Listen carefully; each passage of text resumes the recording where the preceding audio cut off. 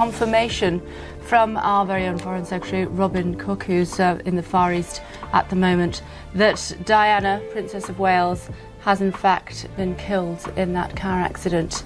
We have reports from Paris that Diana, Princess of Wales, has been killed in a car accident. What if everything you thought you knew about Princess Diana's final resting place was a lie? The royal family just made an announcement so explosive, it's sending shockwaves through every corner of the world. After 27 years of silence, they're considering something unthinkable: opening Diana's tomb. The secret vault discovery. It all started with what should have been a routine maintenance check. Engineers conducting erosion control assessments near Althorp's Ornamental Lake stumbled upon something that defied all explanation. Using advanced sonar scanning technology, they detected an anomaly beneath Diana's island burial site, a massive sealed concrete vault that appears on absolutely no official records. This wasn't just some forgotten storage chamber. The structure was sophisticated, purposefully designed with multiple compartments and reinforced walls. Most disturbing of all, according to every blueprint, burial record, and architectural log maintained since 1997, this vault simply shouldn't exist. The engineering team immediately escalated their findings. But before word could leak to the press, the Crown intervened. Within hours, a specialized task force of forensic historians, archaeologists, and military-grade structural analysts descended upon Althorp under strict non-disclosure agreements. Their preliminary report to the palace contained one chilling line: the contents of the vault are inconsistent with the known burial artifacts listed in 1997. What exactly lies within that hidden chamber remains classified, but the implications are staggering. The brothers' emergency meeting.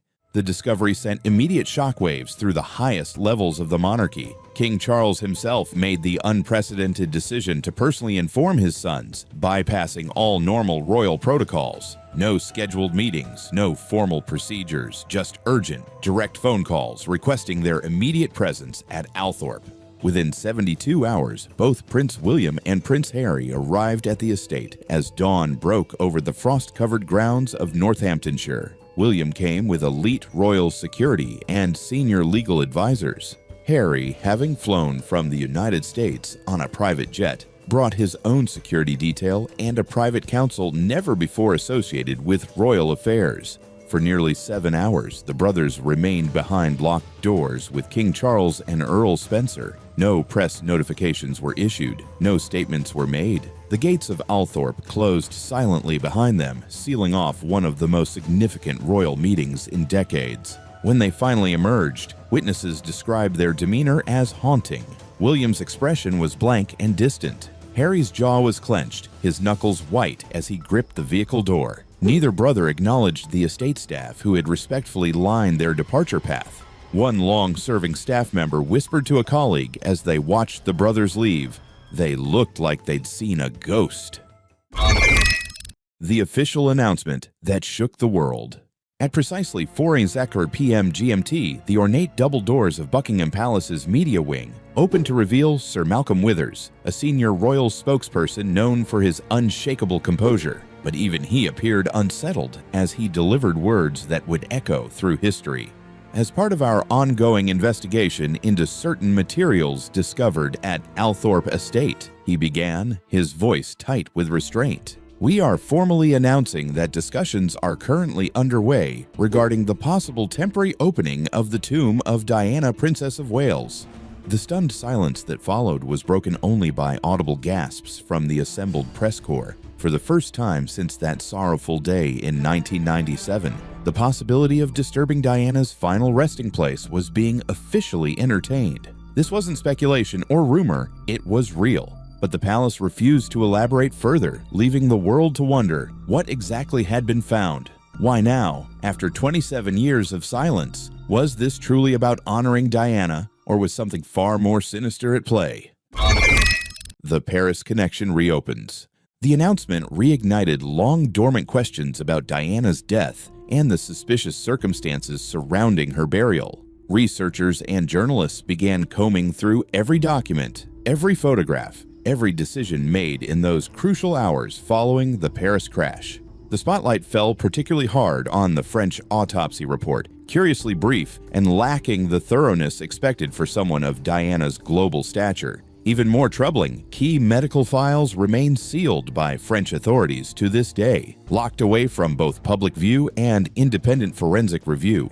But perhaps the most jarring discovery was the decision to embalm Diana's body within hours before a comprehensive post-mortem could be conducted in the UK. This act alone raised massive red flags among forensic experts. Embalming not only accelerates tissue degradation, but also obscures critical forensic markers. For a royal figure whose every movement was traditionally documented with extreme precision, this swift embalming wasn't just suspicious, it was utterly unprecedented. To this day, no official explanation satisfies the legal and royal experts who've examined the case. Theories that send chills down your spine. As the royal family maintains their ironclad silence, theories have begun flooding in, each more unsettling than the last. The most plausible centers around the recovery of Diana's missing personal journal, a deeply private diary that allegedly chronicled her turbulent marriage, conflicts with the crown, and even foreboding notes about her safety in the months before her death. Royal insiders have speculated for years that this journal mysteriously disappeared immediately following Diana's death. If it has now surfaced, buried with her either by her own wishes or by someone else, its contents could be absolutely cataclysmic for the monarchy.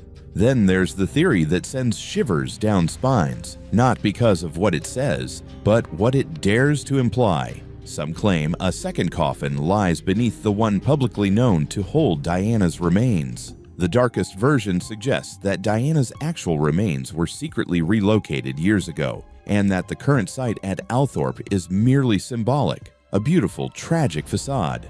Royal skeptics point to irregularities in the original burial, the unusually fast handling of her remains, the lack of official photographic documentation during key moments, and the resistance to any further investigation. Some even suggest the second coffin was placed later, part of a covert operation no one was ever meant to discover. The Spencer family's impossible choice. Throughout this unfolding drama, one voice has remained defiantly silent. Charles Spencer, Diana's younger brother and custodian of Althorp Estate. His legal authority is absolute. Any disturbance of the tomb cannot proceed without his explicit consent. Sources close to the Spencer family describe Charles as wrestling with a decision that cuts deeper than law or tradition. On one hand, there's growing pressure for transparency from royal historians, legal experts, and segments of the public demanding clarity about Diana's death and final resting state. On the other hand, there's the sanctity of silence, the sacred space he vowed would remain untouched. For Charles Spencer, this isn't about public curiosity or royal protocol, it's deeply personal. He has long believed the world failed his sister while she was alive, and he sees her tomb as the only piece he could give her that was truly hers. Opening it now, he reportedly confided to a friend, would feel like letting the wolves back in. Meanwhile, Prince William has allegedly leaned toward allowing a controlled investigation, arguing that the truth must outlive the rumors. But Harry remains torn, fearing this act would desecrate rather than honor their mother's memory. "We lost her once already," a source quoted him. "I don't know if I can go through losing her again." The countdown begins. Palace insiders confirmed that the Royal Advisory Panel has authorized a 30-day window for an investigative committee to submit its final recommendation. Within that time frame, all options remain on the table, from non-invasive ground scans to a full legal exhumation. Outside Althorp, a quiet pilgrimage has begun. Mourners arrive by the dozens from nearby villages and across continents. They gather at the gates near the lake's perimeter, and even in small boats on the water, though no one dares approach the island itself. Some light candles, their flickering flames reflected in the still waters below. Others carry signs with simple messages: "Let her rest," "Truth matters," "Diana forever," and a few simply stand in total silence, their eyes locked on the island that has held more than just a body for nearly 3 decades. It has held a nation's collective grief, a mother's love, and a mystery too deep to die. As news outlets across the globe brace for impact, everyone knows that once that tomb opens, once the air inside meets the world outside, nothing will ever be the same again. The question that haunts us all remains: what secrets lie buried beneath that tranquil lake? If you found this revelation as shocking as we did, make sure to hit that like button and subscribe for more royal mysteries that the palace doesn't want you to know. What do you think they'll find in Diana's tomb? Share your theories in the comments below. We read every single one.